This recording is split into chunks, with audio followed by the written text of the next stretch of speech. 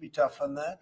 And we don't want human trafficking. We don't want to see people coming in where they open their prisons from all over the world and they dump their prisoners into our country, which is what they did in the Biden administration, where they took insane asylums and places that held people that were seriously mentally ill, mentally incompetent, mentally dangerous, and they dumped those people into our country, and we're trying to get them out now.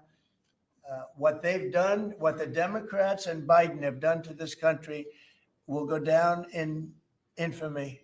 What they have done to our country, and especially that, they created the worst inflation we've ever had. That's nothing compared to what they did with the people in our country right now. And we're getting them out. And it's not easy when you have the liberal judges destroying our country. But we've won them all. We've won it all, ultimately won it all. Hard process. It should be easier. We know who it is. We know exactly who we're looking for. We had 11,000 murderers dropped into our country. We've gotten a lot of them out. Or in some cases, they're so dangerous, we're afraid to get them out because they'd come back in. But for the last 120 days, 0 people came in. Can you imagine? This is me speaking, but these are figures developed by, they say, a pretty liberal group of people. They admit that 0 people came into our country. Think of that. A year ago, it was millions of people were coming in, millions. They were coming in. You could look at them and you could say, big trouble. And that's what we have in our country. But we're getting them out. And despite that, we're doing really well. Yeah, please, Brian. Yeah.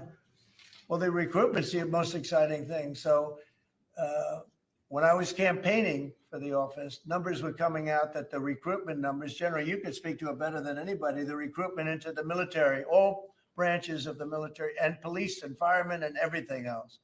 Anything having to do with like a public service, the numbers were horrible, record-setting bad.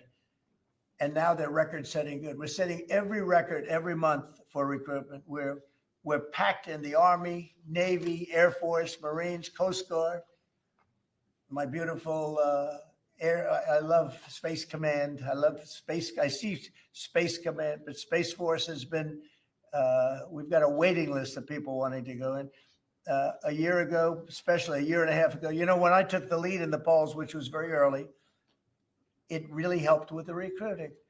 And when I won from November 5th on, it's been amazing. And over the last 4 or 5 months, we're just packed.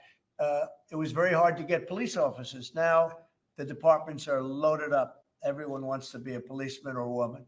So it's been a great thing. General, do you want to talk about that? Sure. As you said, serving our nation is an incredible gift that we give, and the reward on that gift pays back exponentially year over year. And I think the young people of America are seeing the importance of service, and whether it's in any of our armed services or in local police, fire, or rescue, service is an important thing that I personally encourage, and I know everyone else in government service sees that same reward.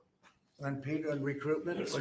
I was down at Fort Benning, the newly properly renamed Fort Benning, yesterday, watching Army basic training, and they're so full they can't barely handle the throughput. It is truly historic across all the services, as you said. It's been a surge into I was going to say the Defense Department, but I will say the War Department. And that you might almost call it a vibe shift, an attitude shift, a feeling that the country is back, that service is back. And there were military families last year, Mr. President, that said, I don't know if I can recommend, I wrote a book on this. I don't know if I can recommend service to my son or daughter, given what's been done to our military. You heard it over and over and over again. And I hear from those same military families right now, sir, and they're saying, I recommend to my kids that they go into this department, this Pentagon, under this commander-in-chief, who they know you'll have their back and they want to serve. So it is historic, and it's the biggest reflection of how motivated Americans are by your leadership, sir. Really, it's nothing more than spirit, love for the country. I guess the esprit de corps, as they say, you have more of that than we've had maybe ever, frankly. But to see a turn over a period of less than a year, I would say, but to see a turn, nobody wanted to go into the military. Now everybody wants to go into the military. Jennifer, you wanted? Yeah, there's some new reporting on North Korea and this Navy SEAL incident in 2019. Can you say if the administration has engaged with North Korea on that incident since it happened recently? Yeah. And then can you share some references? I don't know anything about it, no. Can I'd you- have to, I could look, but I know nothing about Can you it. confirm that it happened? I don't know anything about it. I'm hearing it now for the first time. Okay, great. And then on the Hyundai incident in Georgia with the arrest of some workers, construction workers at the plant, have you heard any feedback from Hyundai? I just heard about that a little while before the news conference, and I would say that they were illegal aliens, and ICE was just doing its job. But I know nothing about the instance. It happened a little while ago. There has been some pushback on that though from South Korea already, and of course, they pledged to invest 150 billion in the U.S. Just here, last week. Are you concerned? Well, and they have the right to sell cars and things in our country. It's not like a one-sided deal. Are you concerned at all about your immigration agenda potentially clashing with these economic goals? Well, we want to get along with other countries, and we want to have a great, stable workforce. And we had, as I understand it, a lot of illegal aliens, some not the best of people, but we had a lot of illegal aliens working there. So, look, they're doing their job. That's what they have to do. These are people that came through with Biden. They came through illegally. They came into our country. So we have to do our job. Mr. President, the now Department of War has been involved in the crime cleanup in DC. You tasked Congress with proposing and passing a crime bill. What are some things that you would really like to see codified in that crime bill? Well, I think one of the things is the cashless bail. It's killing it. When that came out, originally, when that came out the first time, that's when you saw the real big crime start to happen. Cashless bail, what a disaster that is. You murder somebody, you don't have to put up bail, and you go out in the street and you murder somebody else. That's what's happened. It happens so often. And that's one of the things. And other of the things you're reading about, it's just standard, but just a certain toughness. I have to say, one of the elements of fascination for people over the last period of time has been what's happened to DC. So we've gone from one of the most dangerous cities in our country to what they call a safe city. It's a totally safe city. In fact, I set up dinner in Washington, DC next week. I wouldn't have done that, to be honest. I would have had an obligation not to do it before I came into office, or even at the very beginning when things were so corrupt and so dangerous out on the streets. So Washington, D.C. has had virtually no crime. We even have a mayor that's admitting to it, and she's a, liberal Democrat, in all fairness. She's a person that hasn't gotten exactly along with Republicans over the years. And she said she's never seen anything like it. So Washington, D.C. is a totally safe city. We have virtually no crime. It's gone from the most unsafe city in the United States, almost, just about, to one of the safest cities, maybe the safest city in the United States. That's a tremendous compliment to our military, what we did. The National Guard's done a fantastic job. Yeah, please. Mr. President, can I ask about Florida real quick? Florida House Speaker Daniel Perez was at the White House yesterday as part of a leadership summit. Yes. And we understand you met with him separately. Mr. President, what did you talk about? And also, did you explore him running for Florida Attorney General? We didn't talk about that, but he's done a fantastic job. He's respected all over the country, really. He's a leader, and he's done just a fantastic job. We didn't discuss anything having to do with his future. I'm sure he'd be very good at that. My second question, Alligator Alcatraz, sticking with Florida, a major ruling appeals court blocked the federal judge in order to close it and it remain open for now. Your reaction? I think they've done a fantastic job in building it, the governor and everybody else that's been involved.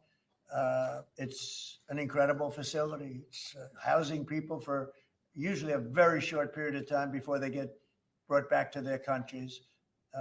As you know, we focus on criminals before we focus on anybody else, and we're taking thousands and thousands of criminals out every month out of our country, some of them murderers. And I think Florida's done a great job by building it. And whether it's Alligator Alcatraz or anything else you want to call it, I was there. I visited with the governor, with other people. I guess Nikki was there. Tom Homan's been there a lot. A lot of people have been there it's an amazing facility for what it is. It's not a hotel. It's not supposed to be a hotel, but they've done a great job with it. And I'm very happy with the judge's decision. You also mentioned Venezuela. I want to ask one more follow-up question on that. On the U.S. striking an oath tied to a Venezuelan drug cartel. The Maduro regime is pushing back today. In fact, they say the U.S. sees regime change through military threat. Your reaction to those words, and also, would you like to see regime change in Venezuela? Well, we're not talking about that, but we are talking about the fact that you had an election which was a very strange election, to put it mildly. I'm being very nice when I say that. I can only say that billions of dollars of drugs are pouring into our country from Venezuela. The prisons of Venezuela have been opened up to our country. They've taken their prisoners, the worst prisoners, murderers, Tren de Aragua, the worst prisoners that you can ever imagine are now happily living in the United States of America. Now, many of them we've gotten out. It's not easy to get them out because of the liberal system that we're working with in many cases, not in all cases, but millions and millions of dollars and billions of dollars of drugs are pouring out of Venezuela and other countries. Look, China, what they're doing with fentanyl is a terrible thing. It comes through Canada and it comes through Mexico, but a lot of it's coming through Venezuela. Venezuela has been a very bad actor, and we understand that. And when you look at that boat, you see the bags of whatever it is there. Those bags those bags represent hundreds of thousands of dead people in the United States. That's what they represent. Yeah, please. Mr. President, your reaction to the jobs report this morning? Well, I'm going to talk about that in a minute. We have our great people here, so I'll talk that in a minute. Let's talk about this. We'll give a couple of because these two people want to get to work on the Department of War. So let's keep them first. Yeah. Mr. President, the DOJ is reportedly considering a ban on transgender people owning guns after the Minneapolis shooting. Do you think they Are we talking in the military? No. Okay, I thought you were talking about in the military. On the- I'll refer to that then differently because it's not a military question. I'll be able to pass on that very nicely unless you'd like to talk about it. Now, Pete doesn't want any part of that question. Yes, please. Mr. President, who do you blame for losing India to China? In your post earlier today in the morning, you did put that out. I don't think we have. I've been very disappointed that India would be buying so much oil, as you know, from Russia. And I let them know that. And we put a very big tariff on India, 50% tariff, very high tariff. I get along very well with Modi, as you know. He's great. He was here a couple of months ago. In fact, we went to the Rose Garden and the grass was so soaking wet. It was such a terrible place to have a news conference. I said, well, let's use a beautiful white stone emblematic of the White House. Okay. And it's been very well received. But we had a news conference on the grass. That was my last news conference I had on the grass because everybody sunk in. You probably sunk in. Every reporter out there, they ruined their shoes. We made that change. It's been a really well-received change. Yeah, please go ahead. On Venezuela. You've sent F-35s down to Puerto Rico. You've sent naval vessels into the Caribbean. You're concerned about drugs being illegally sent into the United Yeah. States. How do you describe this buildup, this situation? Well, I just think it's strong. We're strong on drugs. We don't want drugs killing our people. But that- I believe we lost 300,000. You know, they always say 95, 100,000. I believe they've been saying that for 20 years. I believe we lost 300,000 people last year. I know families that lost their son. Those families will never be the same. I know a family lost a daughter, a beautiful daughter. In fact, it was like she took something that she thought was like a minor deal, and it turned out to be riddled out with fentanyl, the size of the head of a pin, and you're dead. And no, we're stopping the drugs. We're going to save a lot of people. Look, whether it's 100,000, but it's not. It's 350,000 people died last year from drugs. And we're not going to let that happen to this country. Think of that. Think if you're in a war and you lose 300,000. We'll lose 600,000 in the pretty much between Gettysburg and all of that, the Civil War, we lost, 600,000. So we're losing half of that every year to drugs. We're not going to do it. We're not going to allow it to happen. You think of the wars. If we lost 600,000 people in a war, but we lose that every 2 years, more than that. So it's 300 to 350,000 people. And when I see boats coming in, like loaded up the other day with all sorts of drugs, probably fentanyl mostly, but all sorts of drugs, we're going to take them out. And if people want to have fun going on the high seas or the low seas, they're going to be in trouble. I will tell you, boat traffic is substantially down in the area that happened. And they called it the runway. It's a runway to the United States. And boat traffic is very substantially down on the runway. You can imagine why. I think anybody that saw that is going to say, I'll take a pass. I don't even know about fishermen. They may say, I'm not getting on the boat. What happens? I'm not going to take a chance. What happens if Venezuela flies jets over U.S. naval vessels again? Well, I would say they're going to be in trouble. We'll let them know about that. We heard that happen, but it wasn't really over, not like they described. But I would say, General, if they do that, you have a choice of doing anything you want, okay? If they fly in a dangerous position, I would say that you can, you or your captains can make the decision as to what they want to do, all right? Sir, How close we did have, they get? we have one more. President? You said they didn't go over. Say it. How close did they get? You said the planes did. Well, I don't want to talk about that, but if they do put us in a dangerous position, they'll be shut down. Thank you very much, everybody. So we're going to now cover the G20, and I'm going to let these people go back to the Department of War and figure out how to maintain peace. Okay? Thank you very much. Thanks, Pete. Congratulations, General. Thank you very much. Appreciate it. Great job. Sir, just before G20, we do have one more EO Okay. for you today. And I should also say that the Department of War EO that you signed was actually your 200th EO since you Wow. came back into office on January 20th. That's more than Joe Biden did in his entire term in office, more than Obama did in either of his 2 terms in office. So it's a momentous accomplishment and congratulations. That's good, but Biden never signed one. No, yeah, They you've were done signed every by one the- up in here. They've been signed by the Autopen, right? Didn't he? So we really beat him by much more than you think. This, the 201st executive order, sir, this relates to hostages and wrongfully detained Americans. This provides a new legal mechanism to declare foreign countries to be countries that engage in those sorts of practices and gives your administration powerful tools to get American hostages out.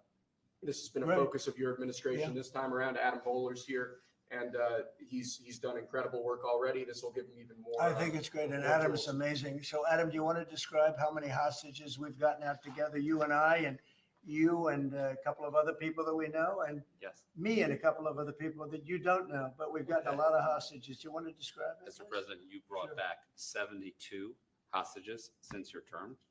If we compare that to President Biden, he has gotten 20 taken. So he is negative 20 taken. 20 taken. They don't take our people so Yeah. often.